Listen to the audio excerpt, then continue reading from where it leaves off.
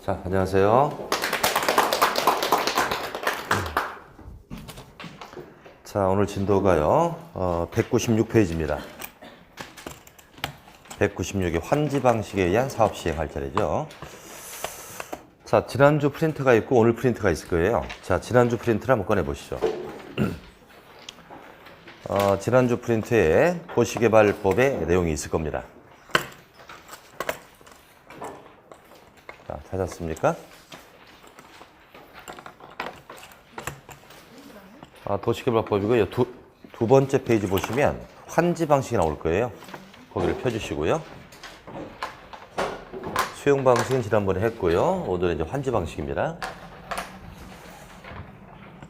거기 이제 순서가 쭉 나와 있죠? 거기를 좀 보도록 해요. 자, 제일 먼저 뭐부터 한다? 개발 계획 만든다는 거죠? 거기부터 한번 보시오. 여기. 페이지. 자, 도시개발법은 신도시를 개발하는 사업이다. 방식이 세 가지가 있었고, 그 중에서 수용 방식을 맞췄습니다. 이건 환지 방식인데, 환지 방식은 어떻게 하는 거죠? 토지를 뺏는 게 아니죠. 소유권을 그대로 인정해주고 새 땅으로 바꿔주는 거예요. 자, 사업을 할 때 가장 먼저 개발 계획을 만든다. 프린트를 보시면 됩니다. 개발 계획은 사업의 개요를 정하는 계획이다. 대부분 도시개발법은 누가 한다? 대부분 지정권자가 한다. 지정권자가 수립한다. 그런 다음에 구역이 지정될 겁니다. 도시개발 구역이 지정된다. 구역 지정됐으니까 시행자가 나와요. 시행자는 토탈 12가지가 있었고 그 중에서 공공도 있고 민간도 있고 공동 출자법이 있었다. 시행자가 결정됐으면 실시계획을 작성한다. 사업의 구체적 계획, 실시계획이죠. 여기까지 지난번에 진행했습니다. 자, 이 중에서 중요한 것은 바로 도시개발 구역이죠. 구역에서 한 문제 예상하시고 또 시행자 중에서 조합이 중요했다고 그랬습니다. 조합도 한 문제를 예상하자. 자, 이제 실시계획까지 다 만들었으니까 모든 사업 준비 끝났습니다.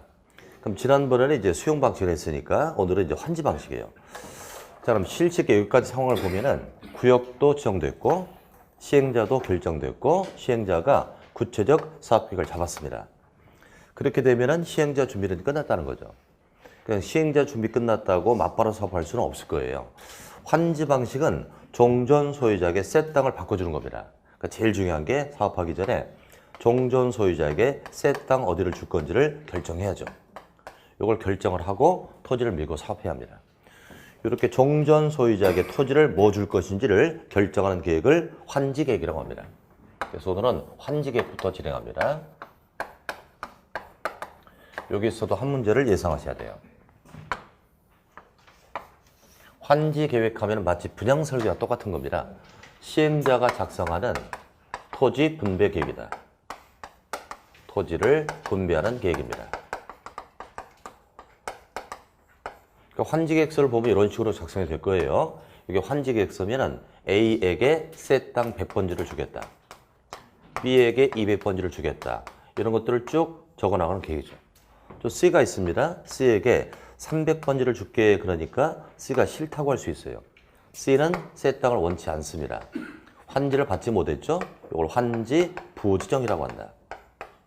환지를 지정받지 않았다는 얘기예요. 그럼 C는 새 땅을 못 받았으니까 무슨 대상?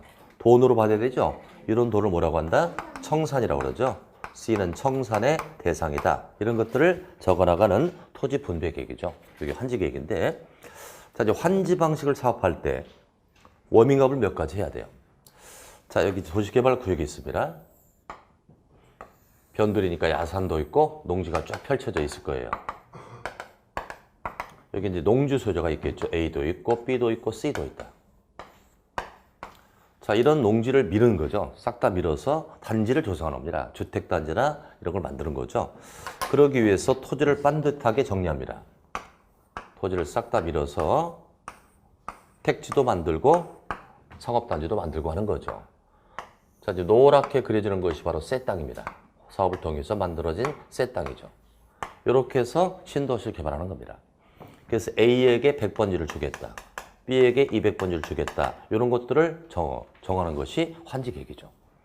자, 그럼 여기서 이제 A에게 이 땅을 주거나 B에게 이 땅을 줄 때는 마음대로 주지는 않겠죠. 어떤 정확한 룰이 있을 거예요. 요 기준이 있는데 일단 위치를 따져봐야 되겠죠. 위치를 따질 때 원칙과 예외가 있을 것이다. 자, A에게 새 땅을 줄 때요. 원칙은 자기 자리를 줘야 되나요? 다른 위치를 줘야 되나요? 자기 위치를 주는 게 가장 좋겠죠. 그래서 이것을 제자리 환지라고 해요. 종전에 자기 위치를 주는 걸 제자리 환지라고 한다. 그래서 위치를 따질 때 원칙은 제자리 환지. 그러나 A에게 이 땅을 줘야 되겠는데 이 땅에 쓰임새가 있다면 결국 얘는 다른 땅을 가야 됩니다. 자기 위치를 벗어나는 걸 비환지라고 하죠. 비환지.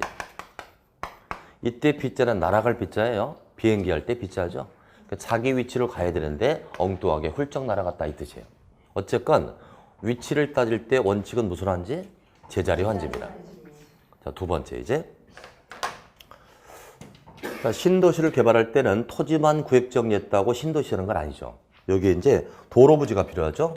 공공부지인 도로도 깔아주고 공원도 설치합니다. 요래야 신도시가 되겠죠. 도로나 공원 부지가 필요하다.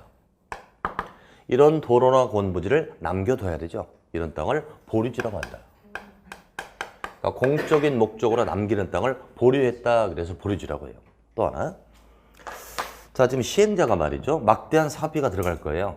이 막대한 사업비를 누가 대줘야 됩니까? 사업비 누가 대준다? 이 구역에 사업을 한단 말이에요. 시행자가 사업하겠죠? 누가 사업비를 대줘야 돼요? 네? 시행자가 자기 돈 내고 남의 사업을 안 할 거 아니에요? 누가 대준다?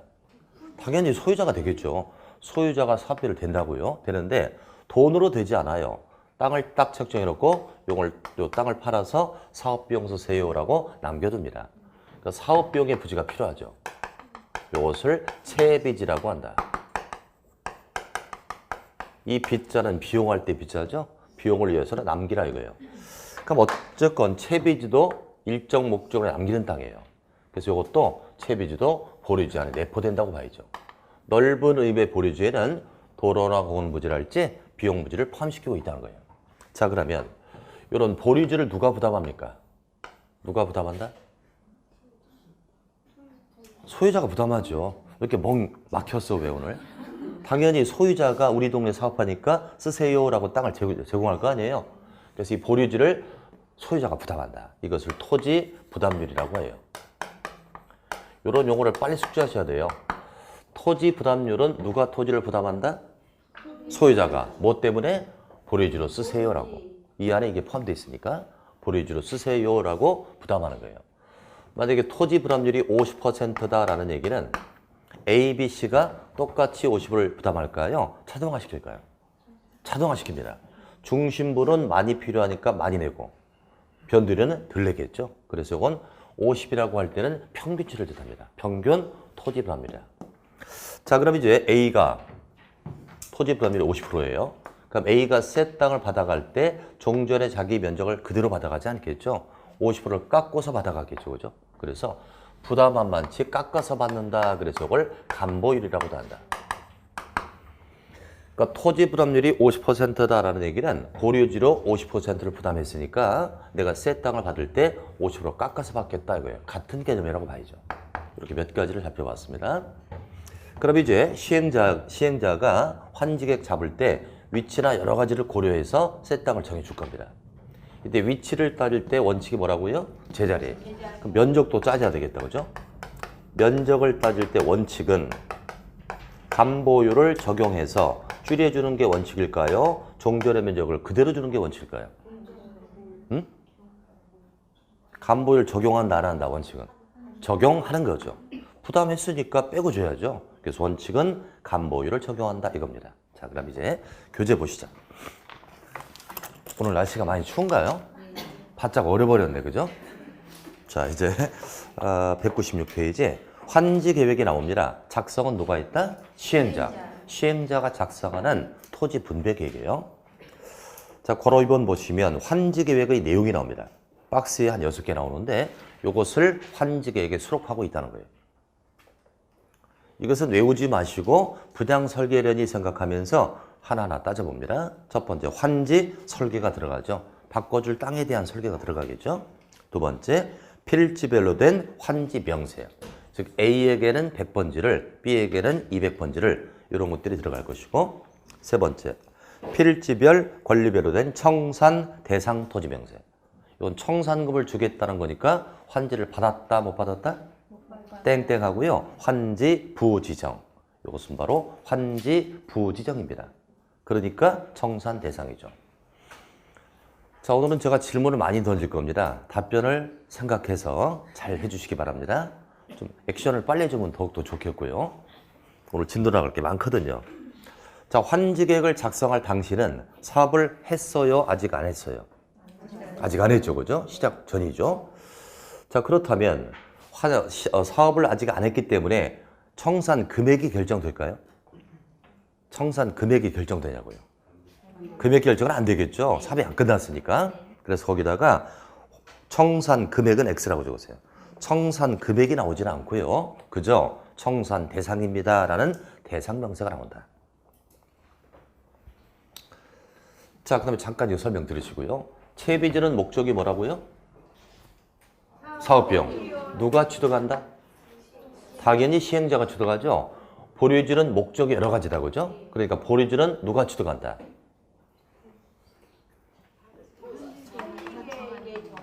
이건 목적에 따라 축자가 다르겠죠. 그래서 이 환지계획서에다가 채비지나 보류지 명세를 집어넣는데, 이걸 집어넣는데, 자, 보류지는 어때요? 목적이 선명하잖아요. 목적이 사업비용. 취득자도 무조건 시행자잖아요. 그러니까 채비지는 목적과 취득자를 정리할 필요는 없습니다. 다만 위치나 면적 정도, 몇 번지 땅에 몇 제곱미터를 책정했습니다. 이 정도 기재하죠. 근데 보류지는 이건 말이죠. 목적에 따라 취득자가 달라요. 1번 보류지와 2번 보류지가 있을 때 1번 보류지는 도로 부지다. 그러니 도로관리청이 취득한다. 2번 보류지는 공원 부지다. 공원관리청이 취득한다. 이렇게 정리를 해놔야 돼요. 그래서 보류지는 목적에 따라 취득자가 제각기 다르다. 그러니 보류지는 누가 취득한다? 이게 무슨 계획이에요? 환지계획이죠. 환지계획에서 정한 자가 취득한다. 이렇게 되는 겁니다. 다시, 채비지는 누가 취득하고? 시행자. 보류지는요? 환지계획에서 정한 자가 취득하는 거죠. 이런 것들도 환지계획의 내용이 되겠죠. 그래서 박스에 4번 보시면 채비지, 보류지 명세가 들어간다는 얘기입니다. 5번에 입치환지가 나옵니다. 이건 좀 이따 배워요. 입치환지는 토지를 주나요? 토지를 건물로 주나요? 건물로 주는 거죠. 그래서 입치환지예요. 토지 소유자에게 건축물로 주는 겁니다. 이것도 분양설계니까 내용에 들어갈 수밖에 없겠죠. 이렇게 5가지 정도 체크하셨고, 자, 이제 밑에 괄호 3번으로 갑니다. 환지계획의 작성 기준이죠. 환지계획은 종전 토지 그러면 흠 땅이고요. 환지 그러면 새 땅입니다. 요거에 7가지 기준 나온다. 위치, 지목, 면적, 토질, 수리, 이용 상황, 환경을 종합적으로 고려해서 정하라. 이렇게 돼 있어요. 7개잖아. 7개 기준 뭐라고요? 위치, 지목, 면적, 토질, 수리, 이용 상황, 환경이에요. 이 중에서 위치라 동그라미 쳐볼까요? 위치를 따질 때 원칙은 뭐라고요? 제자리 환지가 원칙일 겁니다. 위치 따질 때 원칙은 제자리 환지. 근데 면적이라 동그라미? 면적을 따질 때 원칙은 뭐라고요? 감보율 적용하는 거죠. 감보율을 적용해서 줄여주는 것입니다. 이렇게 7가지를 고려해서 새 땅을 결정하는 거죠. 사실 환지 방식에서 가장 큰 단점은 서로 좋은 땅을 차지하려고 합니다. 그러니까 정확한 기준을 설정해 놓고 그 기준에 따라 새 땅을 결정해 주는 거죠. 그래서 7개 기준 뭐라고요? 위치, 지목, 면적, 토질, 수리, 이용 상황, 환경이 되겠습니다. 자, 이제 오른쪽 갈까요? 심학습이라는 표가 있을 겁니다. 거기에서 다 볼 건 없고요. 동그라미 2번 갑니다. 환지 방식은 다음과 같이 구분한다. 평면환지와 입치환지죠. 평면환지는 토지 소유자에게 새 땅, 토지로 주는 거고, 입치환지는 토지 대신에 건축물로 주는 거죠. 건축물로 주니까 입체다. 그래서 입치환이라고 합니다. 자, 이제 동그라미 3번 갑니다. 환지 설계는 평가식 밑줄 쳐보자. 평가식은 어떻게 결정하는 거다? 괄호 속에 평가 가액에 비례하여 환지를 정한다. 평가 가액의 밑줄. 토지 금액에 따라서 새 땅을 결정하죠. 그러니까 내가 종전 땅 1억짜리가 있으니까 새 땅 1억짜리 받아갈 거야 이거예요. 이게 평가식이고요. 이제 그 밑에 줄 보시면 면적식이 나올 거예요. 찾았습니까? 면적식은요, 괄호 속에 위치를 기준으로 한다고 되어 있습니다. 위치를 기준으로 결정해 주는 게 바로 면적식. 처음 더 보겠습니다. 환지 설계는 뭐를 원칙으로 한다? 평가식을 원칙으로 한다. 근데 환지 지정으로 토지 이동이 경미하다. 이동이 경미하다면 위치 변화가 거의 없다는 얘기죠. 또는 기반시설을 단순히 정비한다. 기반시설을 단순히 정비한다면 토지는 그대로 있고요. 도로만 간단히 정비하겠다는 얘기죠. 그러니까 토지 위치는 변함이 없다는 거죠. 그러니까 위치 변화가 없으니까 이건 면적식을 기준으로 합니다. 위치를 기준으로 한 면적식으로 한다. 계속해서 이 경우에 하나의 환지 규격은 같은 방식을 적용을 하고요. 특히 중요한 건 입지환지를 시행할 때는 반드시 평가식으로 합니다. 입지환지를 할 때는 반드시 평가식인데 그럴 수밖에 없잖아요. 입지환지는 뭘로 주는 거예요? 토지를 건물로 주는 거죠. 그러니까 토지와 건물을 상호 비교할 수 있는 건 금액밖에 없잖아요. 토지 1억짜리니까 건물 1억짜리로 주세요 이거거든요. 그래서 평가식으로 하는 것입니다. 자, 그 정도 보시고요. 한 장 넘기겠습니다.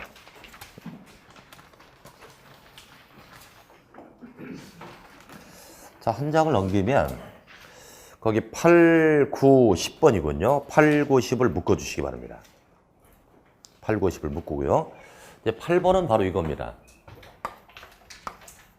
A가 종전 토지를 이만큼 갖고 있고 B가 종전 토지를 이만큼 갖고 있는데 이게 다 조만한 토지예요. 그럼 얘네가 이제 새 땅을 받을 거 아니겠습니까? 새 땅을 받는데 얘네들 이 땅을 그대로 받을까요? 줄여 받을까요? 감보유를 적용하겠죠. 줄여 받으면 더욱더 조만한 토지를 받게 됩니다. 이게 새 땅, 노란 게 새 땅입니다. 흰 거는 종전 땅이고. 그럼 과소 토지 소유자니까 감보유를 적용하면 더 줄여 받는다고요. 그럼 더욱더 작은 토지가 되죠. 그럼 작은 토지를 각각 받아봐야 쓸모가 없어지는 거예요. 이럴 때는 어떡하자? 요만큼의 면적을 합쳐버려요. 합쳐서 하나의 면적으로 딱 합니다. 이래 가지고 두 명한테 공동으로 주는 거예요, 이렇게. 그럼 요 땅은 개인 게 아니라 두 명 거죠? 이걸 공유한다고 그러잖아요. 공유환지. 이걸 공유환지라고 한다. 과소 토지를 막기 위해서 각각 조금씩 주지 말고 한 덩어리로 묶어서 공유주문을 설정해 주자 이거예요. 이것이 8번입니다. 자, 시행자는 과소 토지에 대하여 2개 이상의 토지나 건축물 소유자 신청을 받아 환지 후 하나의 토지에 공유로 환지를 정할 수 있다. 이해되시죠, 이거? 공유로 환지를 정한다. 목적은요, 과소 토지를 막겠다는 거죠. 과토지를 막겠다. 그럼 9번은 내용이 좀 잘못됐어요. 9번에 두 줄을 다 지우시고 받아 적으세요. 거기다 한 두 줄 받아 적습니다. 하나의 환지 전 토지에 대하여 하나의 환지 전입니다. 새 땅 주기 전이죠. 환지 전 토지에 대하여 둘 이상의 환지 후 토지를 정할 수 있다. 둘 이상의 환지 후 토지를 지정할 수 있답니다. 자, 이건 뭐냐면 9번이죠. A가 하나의 토지를 갖고 있어요. 그럼 얘는 이제 이렇게 해서 원래 이렇게 받겠죠. 이렇게 해서 감보유를 적용하면 이만큼의 토지를 받을 겁니다. 원래 이렇게 줘야 되잖아요. 근데 A가 이것저것 나누어 갖고 싶다 이거예요. 요만큼을 쪼개겠죠. 쪼개서 이렇게 두 개로 나눠줄 수 있다는 얘기예요. 하나의 환지 전 토지를 환지 후 두 개의 토지로 줄 수가 있다는 거죠. 그죠? 이것이 바로 9번입니다.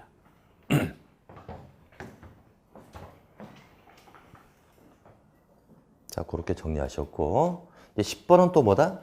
동일인이 소유한 2개 이상의 환지 전 토지를 환지 후 하나의 토지로 정할 수 있습니다. 이건 뭐냐면 이거예요.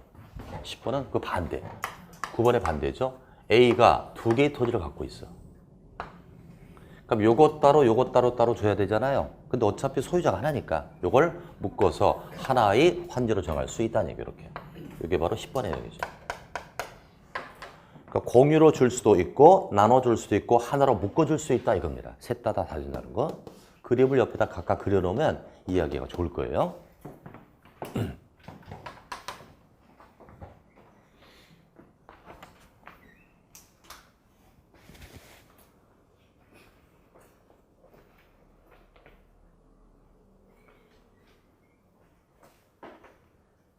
좀 설명할 때 같이 쓰면 좋았을 걸, 그죠? 쓰세요.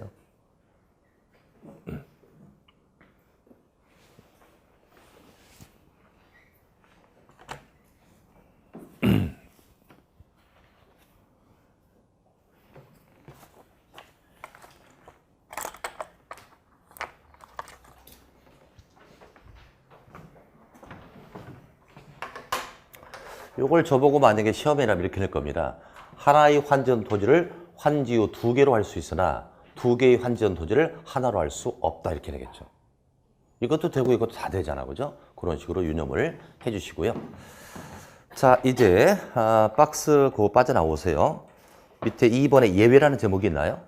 예외를 지우고 내용으로 바꾸시고 별표 하나 딱 붙여주세요.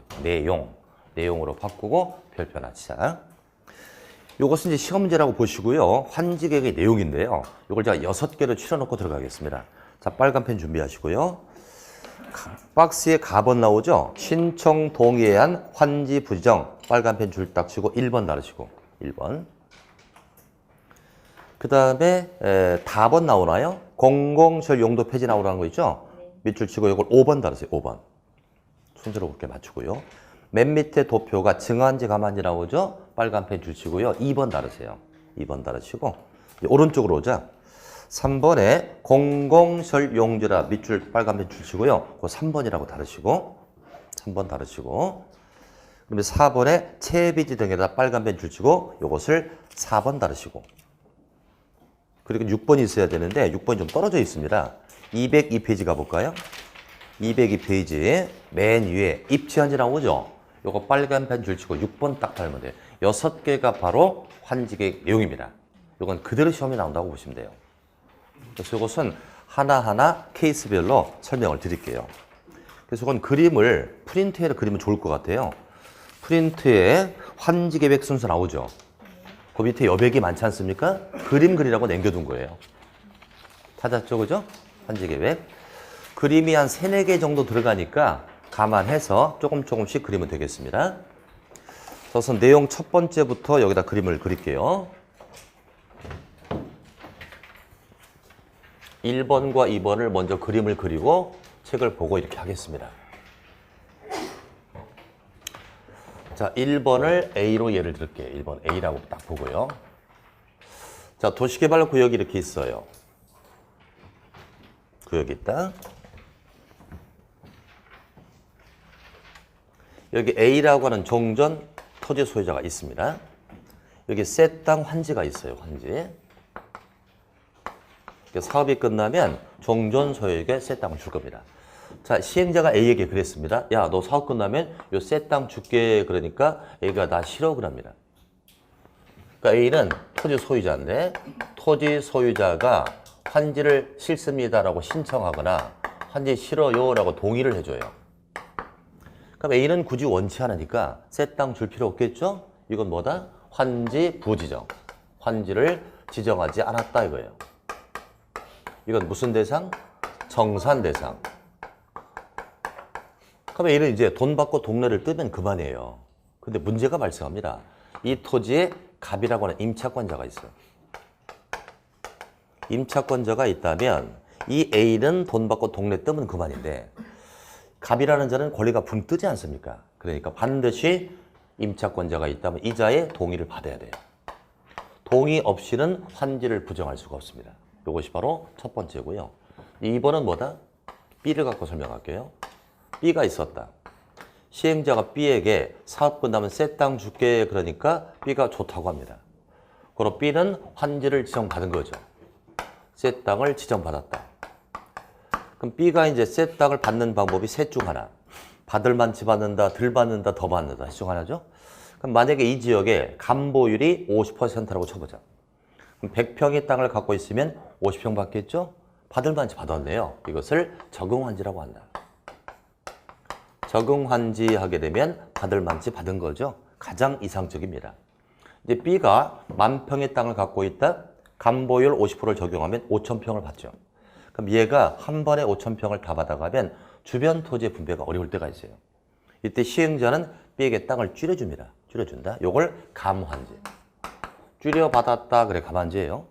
그럼 얘는 덜 받았다. 땅을 덜 받았으니까 손실이 발생했죠. 덜 받은 만치 돈으로 받아야 되겠죠. 청산금을 낸다, 받는다? 받는다.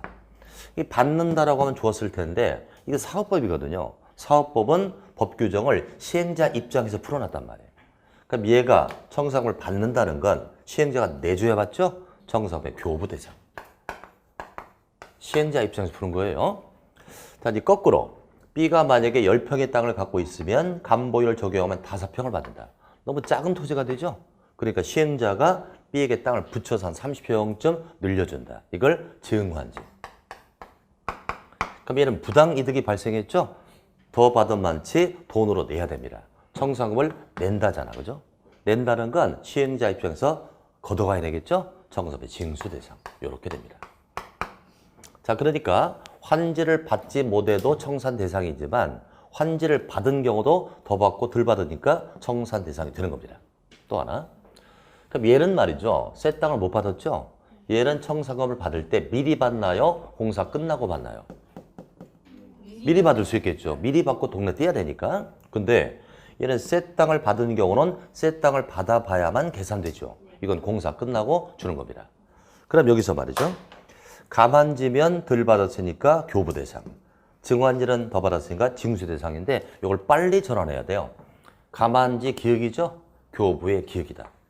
증환지 지읒이다. 징수의 지읒이다. 이렇게 보시면 돼요. 두 가지 먼저 책을 확인하겠습니다. 자, 1번이라고 쓴 거. 토지 소유자가 신청 동의한다. 밑줄 딱 치고. 토지 소유자가 싫다고 신청이나 동의를 합니다. 그때는 해당 토지의 전부 또는 일부에 대하여 환지를 정하지 아니할 수 있다니까 환지 부정이죠. 얼른 머릿속으로 무슨 대상? 청산 대상. 미리 줄 수 있다고요. 다만 해당 토지에 임차권자가 있다면 그 동의를 받아야 한다. 임차권자 동의라 밑줄. 임차권자 동의를 받지 못하면 환지를 부정할 수가 없습니다. 자, 이제 2번이라고 바꾼 거 가볼까요? 시행자는 토지 면적 규모를 조정할 특별한 필요가 있으면 면적이 작은 토지는 과소 토지가 되도록 면적을 늘려서 환지를 정한다. 증환지. 증환지예요. 청산금의 징수예요, 교부예요. 징수고요. 또 면적이 넓은 토지는 면적을 줄여서 환지를 정하니 감환지. 이건 교부 대상이죠. 두 가지 정리했습니다. 그럼 잠깐 이제 위쪽 도표의 나번 좀 잠깐 봅니다. 나번. 제목이 뭐로 되어 있죠? 과소토지 뭐 이렇게 되어 있죠? 잠깐 설명 들으시고. 자, B가 만약에 아주 작은 토지를 갖고 있다고 쳐봐. 과소토지. 조그만 토지를 갖고 있다면 감보율 적용하면 더 작은 토지를 받죠? 그러니까 이 조그만 토지를 가진 자는 일단 증환지 할 수 있죠. 땅을 늘려줄 수 있는 방법이 있어요. 그죠? 증환지를 하게 되면 얘는 돈을 내야 되잖아요. 근데 B가 돈 낼 여력이 없다는 겁니다. 그럼 어떻게 해야 될까요? 자, 시행자가, 여러분들이 시행자인데 얘가 조그만한 토지, 과소토지 소유자. 증환지에서 늘려주면 돼요. 근데 얘가 돈을 내야 되잖아, 그러면. 돈 낼 여력이 없다. 그럼 여러분들 같으면 얘를 어떻게 처리하겠습니까? 증환지를 하고 싶은데 안 된단 말이에요. 그럼 어떻게 한다? 야, 너 돈 줄게, 꺼져라 그래야죠. 말이 좀 심했나요? 돈 줄 테니까 동네 나가라 그래야죠. 결국은 시행자가 직권으로 환지를 부지정해요. 그러면 청산금 받고 동네 뜨는 거죠. 그래서 나번 제목이 뭐로 되어 있습니까, 지금? 과소 토지에 대한 환지 부정인데 이걸 이렇게 바꾸세요. 시행자 직권이라고. 시행자 직권에 의한 환지 부지정 이렇게 바꾸세요. 시행자 직권입니다. 시행자 직권에 의한 환지 부지정 이렇게. 자, 읽어보겠습니다. 시행자는 토지 면적 규모를 조정할 특별한 필요가 있으면 면적이 작은 토지는 환지 대상을 제외할 수 있으니 시행자 직권으로 환지를 부정한다. 그럼 잠깐 봐요. 그러니까 A도 환지 부지정이죠. A. 얘는 지가 원해서 나가는 거죠. 근데 얘는 쫓겨나가는 거죠. 그럼 아까 A의 경우는 동의를 받아야 되는 거죠. 소유자 동의. 근데 얘는 쫓겨나가니까 동의를 요한다, 요하지 않는다. 소유자 동의 X라고 적으세요. 이 경우는 소유자 동의를 요하지 않습니다. 그냥 시행자 직권으로 내쫓는 거니까 소유자 동의가 필요 없다. 하나하나 이해가 잘 됩니까 지금? 정확한 이해를 해주셔야 돼요. 단순히 외우고 갖고는 안 됩니다. 이건. 다시 3번이라고 바꾼 대로 오시죠. 3번. 공공설 용지라고 되어 있습니다. 여러분들 공공설하면 혜택 받아요? 규제를 받아요? 혜택 받죠. 공공은 우리 모두 거니까 혜택 받는 거죠. 개인권 규제 받아도 공공의 건 혜택 받는다. 이것은 3번이라고 하고 그림을 또 그리겠습니다.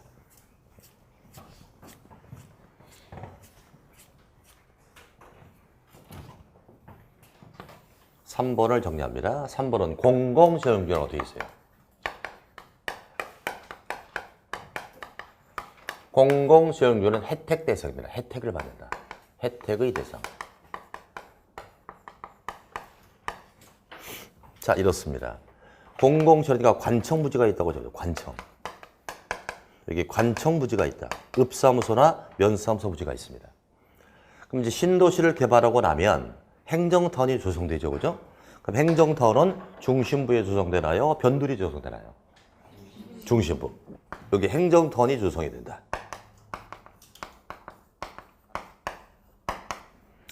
그럼 이제 요 관청에 이 변두리에 있었던 종전의 관청부지도 행정타운으로 들어가야죠. 들어가야 될 거 아니에요? 이렇게 들어가서 새 땅을 받아야 합니다. 그럼 원칙은 말이죠. 원칙은 위치 기준을 따진다면 제자리가 원칙이죠. 그 위치 기준을 만약에 따졌다면 여기 그대로 남아 있어야 되잖아요. 이걸 기준을 따지지 않아야만 행정타운 들어갈 거 아닙니까? 그래서 공공소용지는 위치 기준을 적용하지 않습니다. 그러니까 뭐가 가능하다? 비환지가 가능하다. 그래야만 행정타운 들어간다. 또 면적 기준도 적용하지 않습니다. 원칙은 면적의 기준을 적용했다면 감보율 적용해서 줄여받아야 되잖아요. 근데 이건 공공부지니까 종전의 부지를 그대로 가져갑니다. 그래서 면적 기준을 적용 안 하니까 감보율을 적용한다 안 한다? 하지 아니하고 종전의 면적을 그대로 받을 수 있다. 이것은 바로 혜택의 대상이라 그렇죠. 요거 책을 또 보겠습니다. 3번 공공설용지가 나오죠. 공익사업 법률에 해당하는 공공설용지 밑줄 딱 치고 공공설용지는 환지계획 정할 때 위치나 면적의 기준을 적용 안 할 수 있다라고 돼 있죠. 그래서 공공설용지는 위치나 면적 기준을 적용하지 아니할 수 있다 이렇게 돼 있습니다. 이제 채비지 보류지 여기다 정리하죠. 4번 채비지 보류지입니다.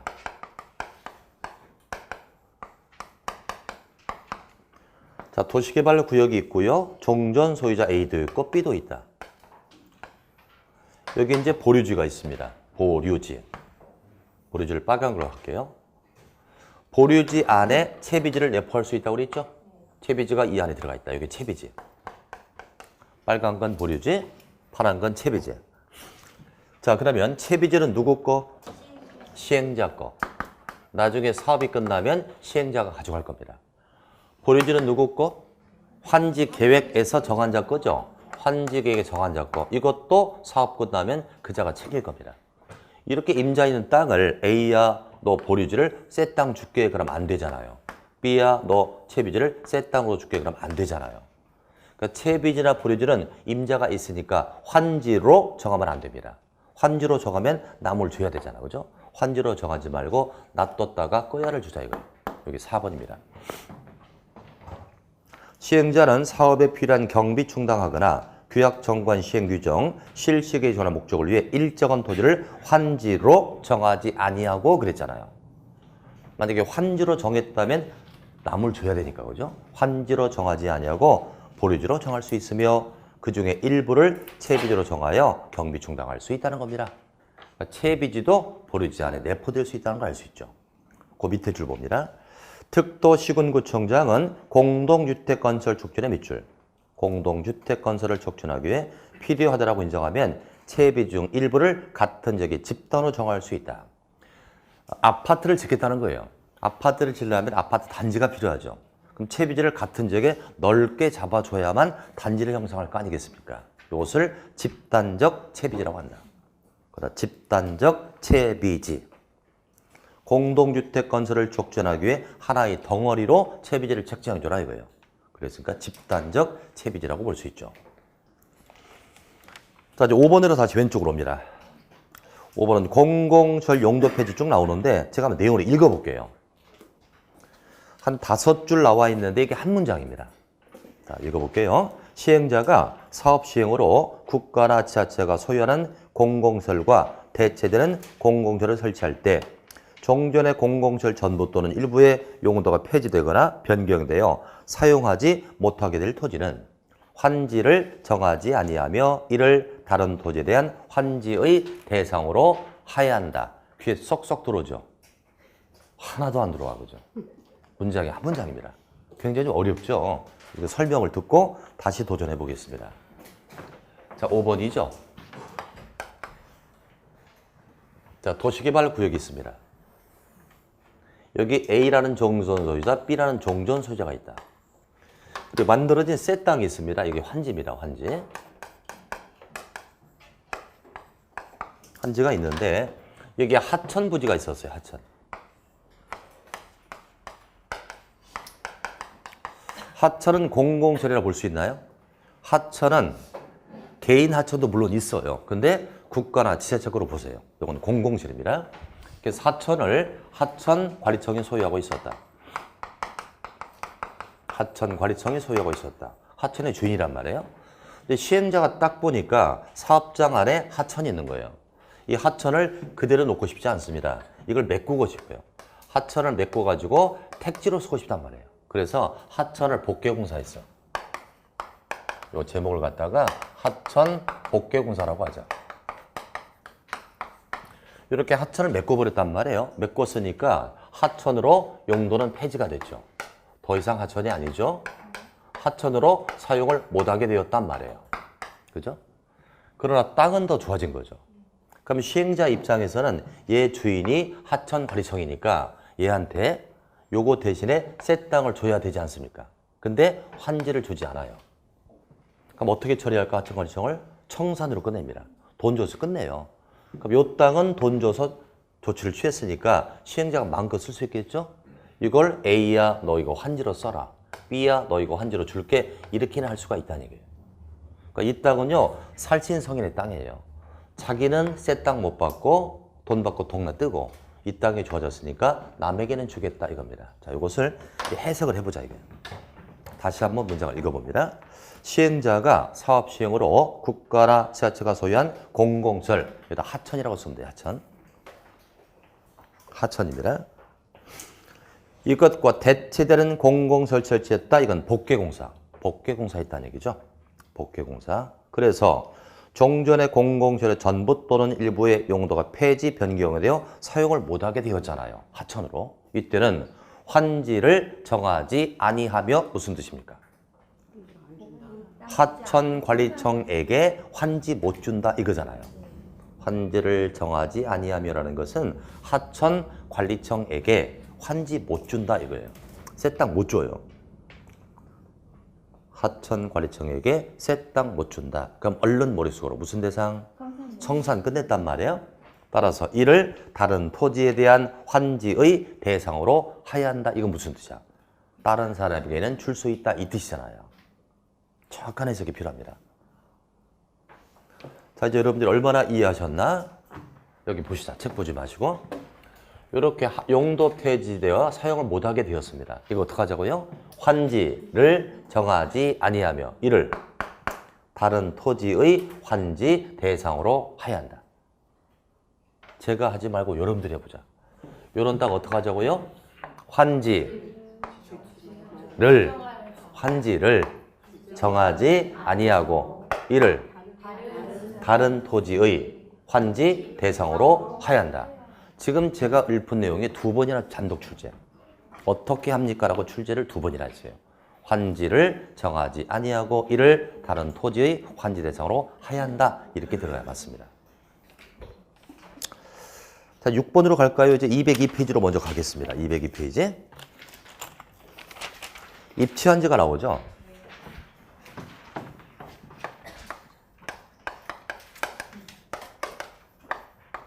입치한지는 뭐로 주는 거라고요? 건물로 주는 거죠. 도시개발구역이 이렇게 있어요. 예전에는 도시개발 사업을 아주 변두리에서 했었는데 요즘에는 도시 근교에서 합니다. 도시 가까운 곳에서 합니다. 뭐 판교나 동탄 같은 경우. 도시 가까이 하다 보니까 이 구역 내에 원주민들이 많이 살아요. 토지 소유자, 건물 소유자 이런 원주민이 많이 삽니다. 이 자들이 이제 굳이 떠나고 싶지 않은 거예요. 여기에서 재정착을 원한단 말입니다. 그럴 때 토지나 건축물을 저가 신청을 해요. 우리는 여기서 살고 싶다. 건물로 달라 이거죠. 이렇게 신청을 합니다. 이것을 시행자가 마다할 이유가 없죠. 연립주택 딱 짓는 거예요. 딱 져가지고 야 A야 너는 201호 줄게. 너는 101호 줄게. 이렇게 주는 거예요.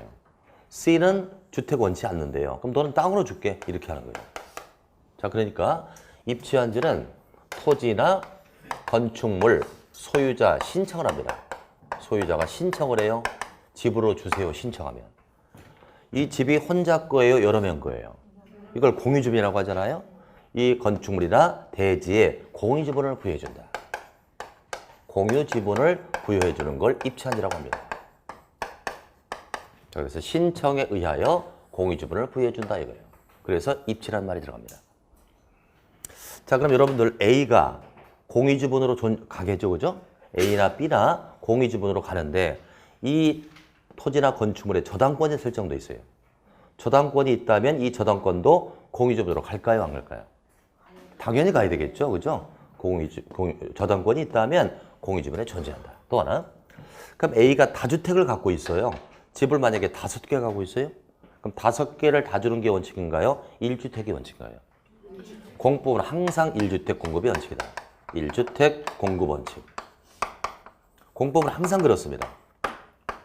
자, 왜 그러냐면 다주택자에게 주택을 다 줘버리면 이건 개인의 배를 불리는 사업이죠. 이건 공익사업이니까 그렇게 해서는 안 됩니다. 하나의 주택을 주고요. 나머지는 돈으로 처리한다. 또 하나.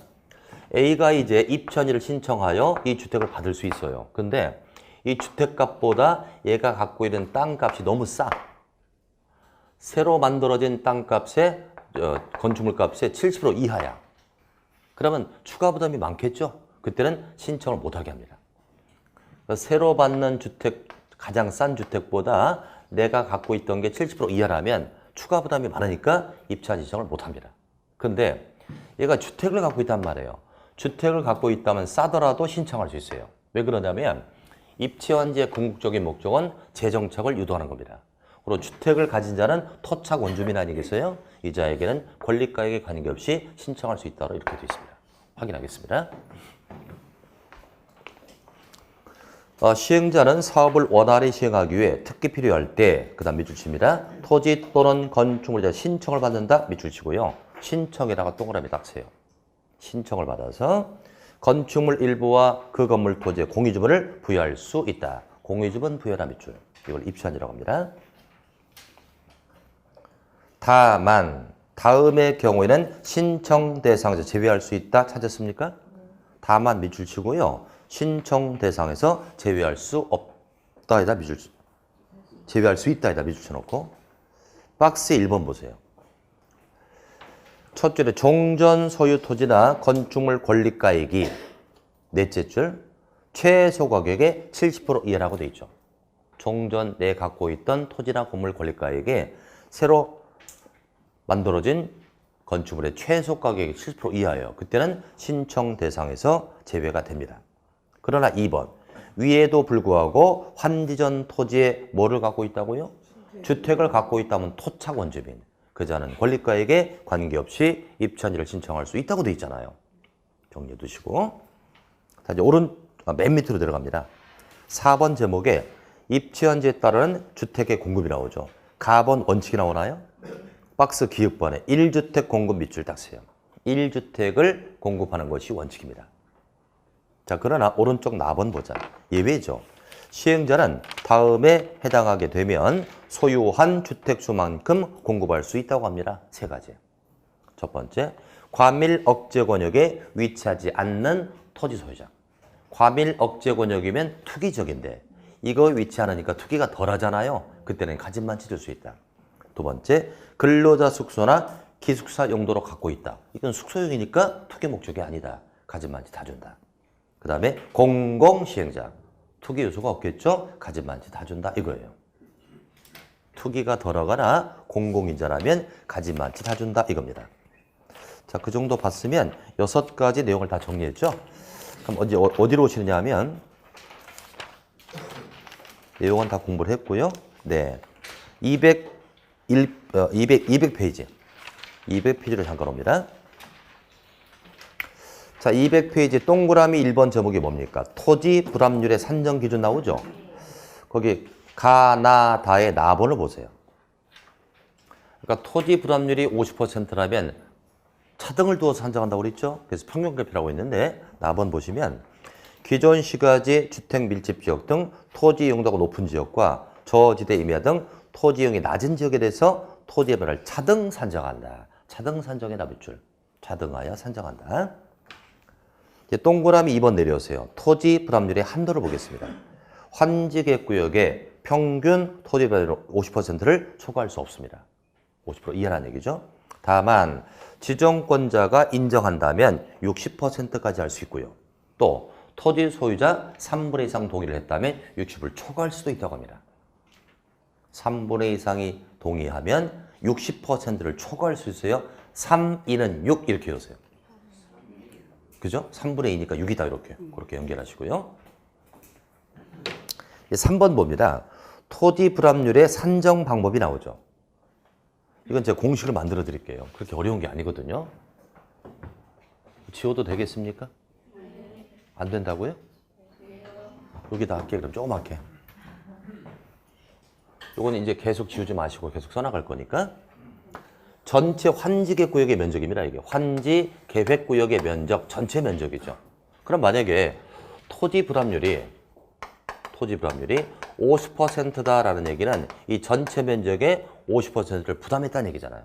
무슨 용도로 부담했죠, 아까? 토지 불합률은 소유자가 토지를 부담하는 거죠. 뭐 때문에 부담한다? 뭐 때문에? 보류지 때문에. 그래서 보류지를 부담하는 면적이 이따만치 된다는 얘기예요. 이게 50%라는 얘기예요. 그죠? 그러니까 토지 불합률은 공식이 전체 환지 계획구역의 면적분의 보류지 면적을 이렇게 해주면 돼요. 그렇죠? 전체 면적분의 보류지 면적입니다. 근데 여기서 뺄 게 있어. 자, 토지 부담과 전혀 상관이 없는 게 있어요. 이건 시행자 겁니다. 예를 들어서 여기 시행자가 가지고 있는 토지가 있어요. 시행자 거야, 이거. 시행자가 소유하는 토지입니다. 또 시행자에게 무상고로 귀속되는 토지가 있어요. 지자체가 이 시행자에게 야, 너 이 땅 도로로 써라고 귀속시켜줍니다. 이 시행자 거죠. 그러니까 시행자 건 토지 부담과 전혀 상관이 없으니까 빼주자. 똑같이 위아래서 빼야죠. 시행자 거 빼면 돼요.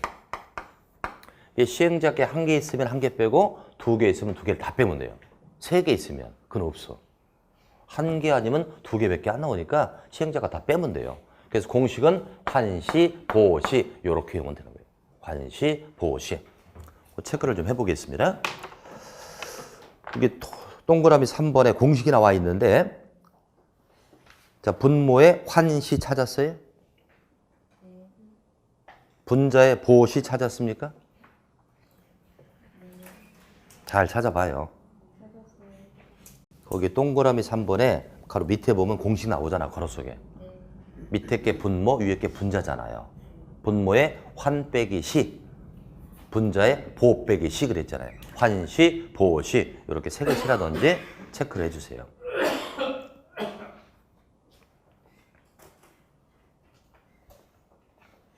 공식으로 써놓으면 좋았을 텐데 이 풀어놓다 보니까 좀 어렵군요. 찾긴 찾았죠? 환시, 보시 이렇게 찾아주시고요.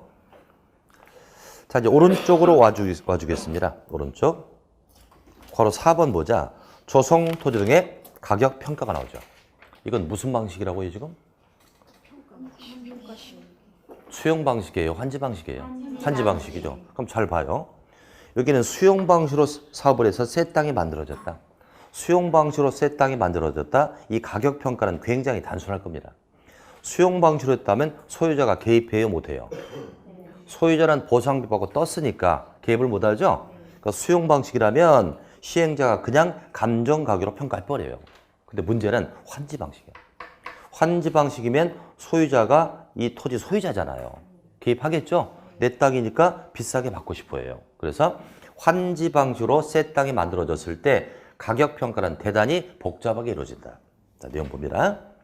시행자는 환지 방식이 적용되는 도시개발구역의 조성 토지 가격을 평가할 때는 토지평가협의 심의를 거친다. 심의에다 동그라미. 심의를 거쳐 결정하되 그에 앞서서 감정평가자가 평가한다. 평가 동그라미. 2단계로 갑니다. 심의부터예요? 평가부터예요? 헐. 심의를 받되 그에 앞서서 평가라 그랬잖아요. 순서는 평가, 화살표, 심의입니다. 평가부터 받고 심의도 받는다. 이것도 왜 이렇게 써놨지, 그죠? 법에서 이렇게 만들었어요. 그냥 평가하고 심의한다. 간단할 걸 이렇게 어렵게 써놨습니다. 평가받고 심의한다 이거예요. 하나만 더 하고 쉽게요. 5번 보겠습니다. 환지계획 인가죠. 환지계획을 시행자가 작성했어요. 그럼 인가를 받아야 돼. 자, 인가는 특도라 시군구입니다. 도시개발법은 대부분 지정권자가 하죠. 이거는 그렇지 않아요. 특도 시군구가 합니다. 왜 그러냐면 분양설계잖아요. 환지서 계획은 분양설계니까 그 동네를 잘 아는 자가 인가하는 거예요. 그게 똘마니 시군구죠. 득도 시군구입니다. 그럼 여기서 시군구가 인가를 하므로 얘보다 더 직급이 낮은 자일 때 인가받을 거예요. 그럼 시군구보다 더 낮은 행정청은 없으니까 누구일 때 인가받는다? 행정청이 아닌 시행자일 때 인가받는다 이거예요. 그래서 행정청이 아닌 시행자가 환지계획 작성할 때 특도 시군구에 인가를 받는다고 돼 있죠. 인가권자가 똘만이니까 걔보다 더 낮은 자는 없다고요. 그러니까 행정청이 아닌 시행자일 때 인가받습니다. 자, 질문 2개. 모든 시행자는 환지계획을 작성한다. 맞습니까? 물론 환지방식으로 할 때 모든 시행자는 환지계획을 작성한다. 맞죠? 근데 이렇게 나왔어. 모든 시행자가 환지계획 작성하여 인가받는다 그러면 풀립니다. 작성은 하지만 인가는 누굴 때 받는다? 행정청이 아닐 때 받는다. 근데 LH공사 시행자 맞죠? 그자가 환지방식으로 사업을 합니다. 환지계획 작성한다 안 한다? 한다. 인가 받는다 안 받는다? LH는 행해요 비행해요? 인가 받는 거잖아요. 맨날 틀려 이거. 그래서 여러분들 LH가 나올 때마다 가슴이 뜨끔하죠. 그럴 거 하나도 없어요. 여러분 이렇게 해주세요. 앞으로. LH가 딱 나오잖아요. 행이야 비행이야? 비행. 공공이에요 민간이에요? 공공. 이렇게 딱 적어놓고 풀세요. 공공이지만 행정청은 아닙니다. 우리 공법에서 행정청은 딱 2개예요. 국가나 지자체밖에 없습니다. 자, 한자 넘겨보세요. 그 정도만 하고요. 책을 204페이지 펴놓으시고요. 저쪽에 순서는 지우지 마시고 좀 쉬었다 하겠습니다.